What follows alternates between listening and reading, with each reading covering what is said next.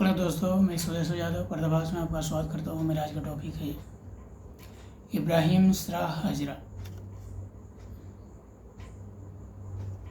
आज मैं वर्तमान और जो प्राचीन इतिहास है दोनों पर चर्चा करूँगा। आज ये पूरे वर्ल्ड में कई तरह की लड़ाइयाँ लड़ी जा रही है, जो रूस और यूक्रेन का जो पुराना हो चुका है, और ये भी पता भी नहीं चल रहा है कि रूस और यूक्रेन में युद्ध हो रहा है या नहीं, क्योंकि अभी ज़्यादा फोकस इजराइल और फिलिस्तीन के ऊपर है।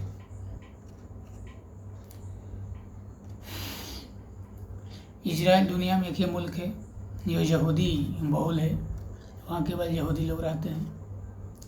ऐसे तो यहूदी पूरे दुनिया में थोड़ा बहुत है, लेकिन खासकर अमेरिका, फ्रांस और पोलैंड में ज़्यादा है। इजराइल में भी लगभग 1 करोड़ ही यहूदी हैं, ज़्यादा नहीं है। लेकिन देखा जाता है कि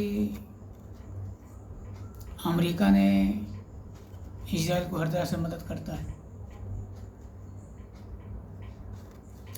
कहो तो उसके माथे पर उसका हमेशा हाथ होता है, उसका सर पर हाथ होता है। उसका 2 कारण है। एक कारण तो यह है कि इजराइल अल्पसंख्यक आबादी वाला देश है, और दूसरे कुछ आपको इतिहास में इसको जाकर देखना पड़ेगा कि क्या कारण है कि अमेरिका हमेशा उसके सर पर हाथ रखता है।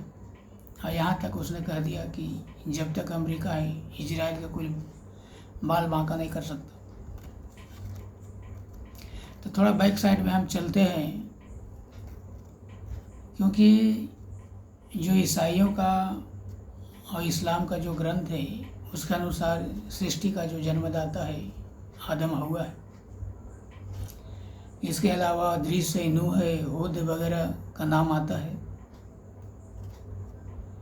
लेकिन जो वंश परंपरा है वो इब्राहिम से शुरू होता है।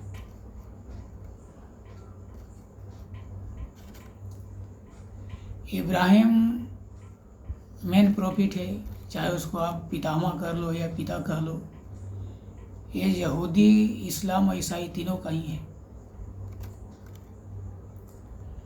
इब्राहिम का जो पहली पत्नी थी उसका नाम था सराह। उन दोनों से बहुत दिनों तक संतान नहीं हुआ, तो उनका एक दासी थी जिसका नाम था हाजरा।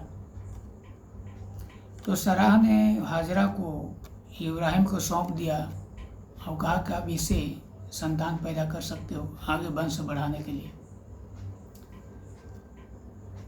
तो हाजरा से एक बच्चा पैदा हुआ, उसका नाम रखा गया इस्माइल।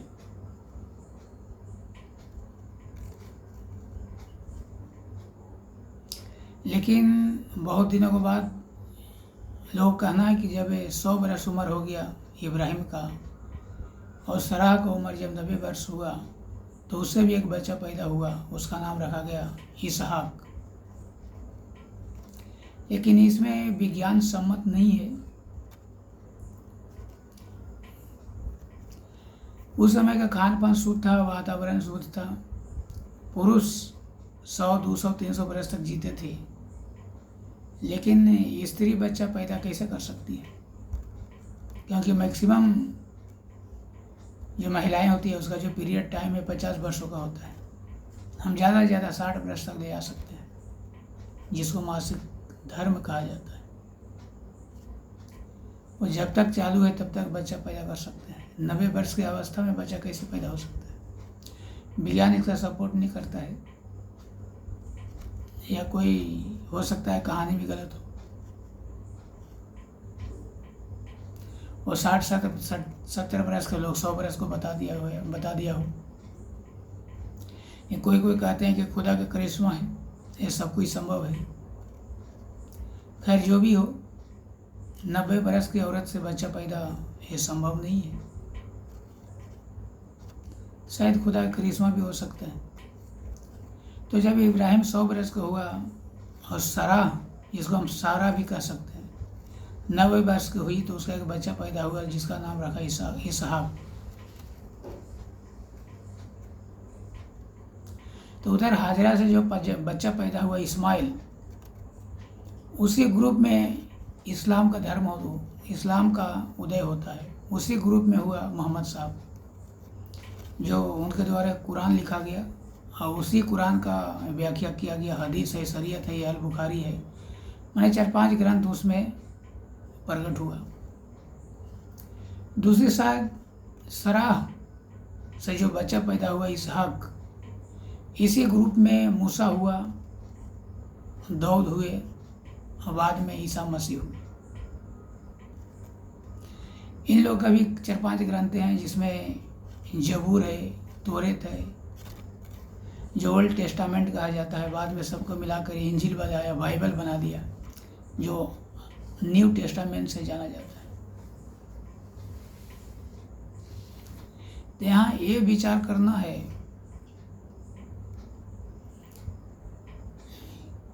कि जो सराह का ग्रुप हुआ, जिसमें यहूदी और ईसाई दोनों हुए, मतलब ईसाई और यहूदी दोनों एक माँ का औलाद है, उसका माँ एक है, एक माँ का औलाद है। जबकि इस्लाम जो मुस्लिम है, उसकी माँ अलग हो जाती है, वो दूसरी माँ का औलाद है। लेकिन तीनों का जो प्रॉफिट है, जो पिता है, पैगंबर एक है, इब्राहिम। तो यहूदी, इस्लाम और क्रिश्चियन तीनों का प्रॉफिट, जिनों का जो पिता है वो इब्राहिम है। लेकिन ये दोनों का जो माँ है वो अलग अलग हो जाती है। तो ईसाई और यहूदी दोनों एक माँ का औलाद है, जबकि इस्लाम, मुस्लिम लोग दूसरी माँ का औलाद है। तो यहाँ एक वजह ये भी है कि अमेरिका ईसाई प्रधान देश है, इसलिए एक माँ के औलाद के नाते अमेरिका कहता है कि यहूदी मेरा भाई है, इसलिए कोई बाल बांका नहीं कर सकता है। तीनों को पिता एक है, लेकिन माँ अलग है। लेकिन इसमें एक कारण एक ये भी है कि यहूदी ईसाई एक माँ का औलाद होने के नाते जितने भी ईसाई है वो यहूदी से ज़्यादा प्यार करते हैं और हमेशा उसको सहारा देते हैं।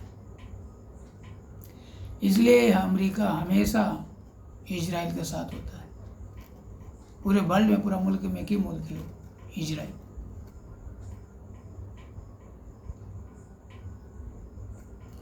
अब पूरे वर्ल्ड में मुस्लिम कंट्री 57 के लगभग है,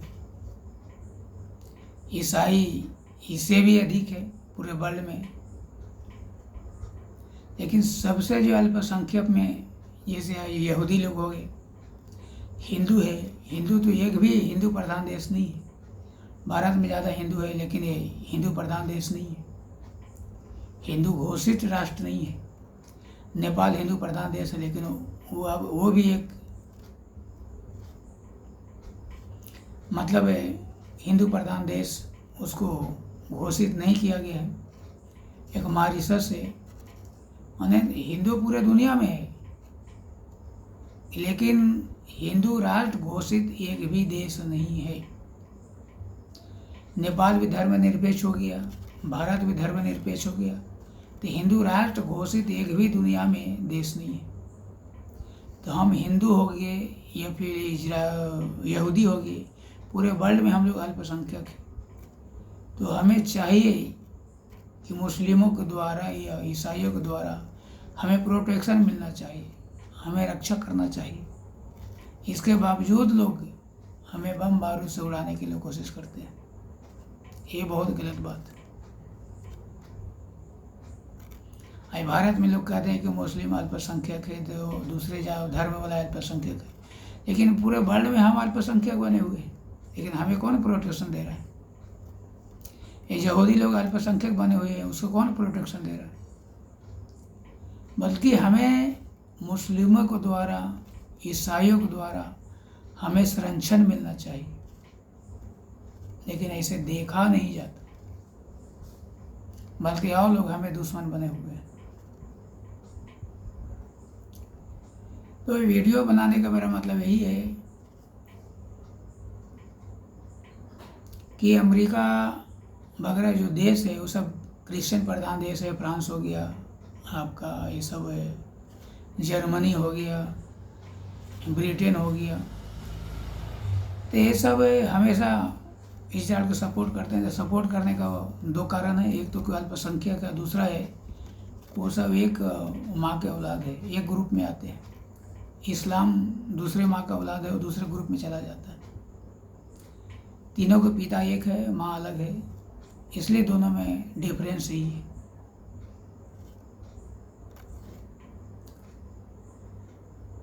तो मैं वीडियो को यहीं विराम देता हूँ। मेरा वीडियो को आप लाइक करें, सब्सक्राइब करें, बेल आइकन को दबाएं कि आने वाले सारे वीडियो मिलते रहे। जय भारत।